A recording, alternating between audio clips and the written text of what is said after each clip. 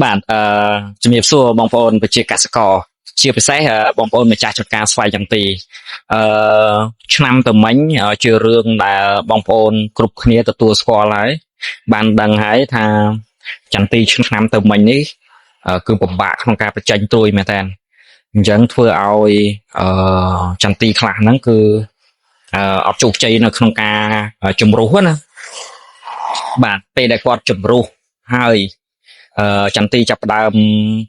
បើកភ្នែកត្រួយឬក៏បាច់ត្រួយមកហើយណាវាចាប់ផ្ដើមទៅជាអឺខ្មៅវាចាប់ផ្ដើមខ្មៅហើយរលប់ទៅវិញខ្វាក់ត្រួយអញ្ចឹងវាធ្វើឲ្យអឺប្រមូលផលហ្នឹងគឺយឺតមែនតើអញ្ចឹងវីដេអូនេះ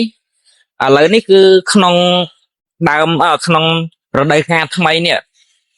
ដែលបងប្អូនមិនថាត្រៀមជំរុះក៏ដោយបងប្អូនជំរុញក៏ដោយនៅពេលដែលចន្ទីបងប្អូនបាញ់ជំរុះរយៈពេលចន្លោះពី7ឬក៏ទៅ10ថ្ងៃជាងណាពេលដែលចន្ទីហ្នឹងឃើញមានពេជ្រត្រួយមកហើយឬក៏ពកត្រួយមកហើយអញ្ចឹងបងប្អូនត្រូវតែបាញ់ដើម្បីទាញត្រួយហ្នឹងឲ្យបានលឿនបំផុតបាទបាញ់ដើម្បីទាញត្រួយឲ្យបានលឿនដើម្បីអីដើម្បីកុំឲ្យវារលប់ទៅវិញឬក៏ខ្វាក់ត្រួយទៅដោយសារបញ្ហាអីបញ្ហាសត្វល្អិតបញ្ហាជំងឺបាទដែលវាធ្វើឲ្យចន្ទីហ្នឹងខ្វាក់ត្រួយហ្នឹងត្រឡប់ទៅវិញជំរុះឬក៏ទាញត្រួយក៏ដោយអញ្ចឹងបងប្អូនត្រូវតែបាញ់វាទាញឲ្យផុតមកបាទទាញឲ្យផុតបាទ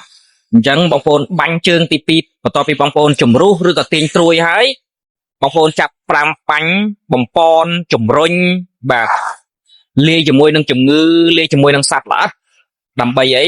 កុំឲ្យពពួកសត្វស្លាបដូចជាទ្រីបបាទដូចជា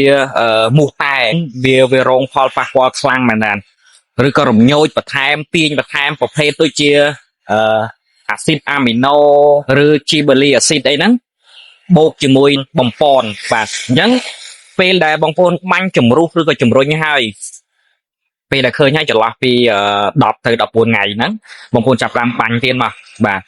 បងប្អូនមើលជាក់ស្ដែងទៅបាទបងប្អូនចាប់ផ្ដើមបាញ់ទៀតបាញ់លើកទី2ហ្នឹងគឺបង